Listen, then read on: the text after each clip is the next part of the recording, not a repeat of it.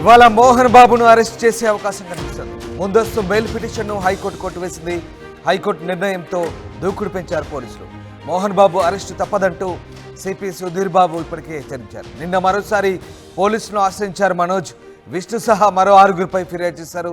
వారితో ప్రాణహాని ఉందంటూ ఫిర్యాదులో పేర్కొన్నారు మనోజ్. ఇక మొత్తం మీద ఇటు మోహన్ బాబుకు మాత్రం తెలంగాణలో హైకోర్టులో చుక్కెదురైంది.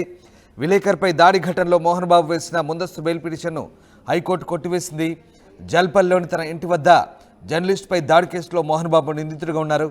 ఈ కేసులో ముందస్తు బెయిల్ కోరుతూ ఆయన తరపు లాయర్ హైకోర్టులో వాదన వినిపించారు. ప్రస్తుతం మోహన్ బాబు తిరుపతిలో ఉన్నారని, గుండె నరాల సంబంధిత వ్యాధులతో బాధపడుతున్నారంటూ న్యాయవాది ధర్మాసనం దృష్టికి తీసుకువచ్చారు.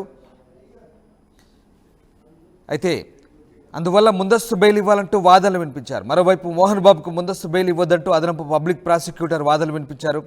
ఇరు వర్గాల వాదనలు విన్న హైకోర్టు ముందస్తు బెయిల్ పిటిషన్ కొట్టేసింది.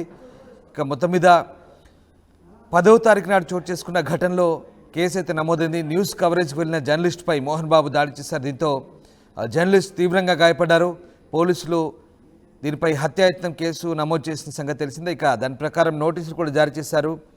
ఈ కేసులో ముందస్తు బెయిల్ మంజూరు చేయాలని, అరెస్టు తదుపరి దర్యాప్తు చేయకుండా పోలీసులను ఆదేశించాలంటూ మోహన్ బాబు హైకోర్టులో పిటిషన్ దాఖలు చేశారు.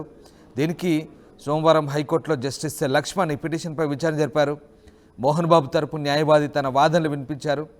ఇది అనుకోకుండా జరిగిన ఘటన అంటూ ఆయన కోర్టుకు చెప్పే ప్రయత్నం చేశారు. అయితే మొత్తం మీద ఇటు బాధితుడి వాంగ్మూలం ప్రకారం కూడా కొన్ని సెక్షన్లు జోడించి ఈ కేసులో మోహన్ బాబు విచారణకు హాజరు కావాల్సిందేనంటూ ముందస్తు బెయిల్ మంజూరు చేయవద్దంటూ ఇటు బాధితుల తరపు అలాగే పబ్లిక్ ప్రాసిక్యూటర్ ప్రభుత్వం తరపు న్యాయవాది వాదించారు. దీంతో ఇరు వర్గాల వాదనలు విన్న న్యాయమూర్తి మోహన్ బాబు బెయిల్ పిటిషన్ అయితే కొట్టివేసిన పరిస్థితి కనబడుతోంది.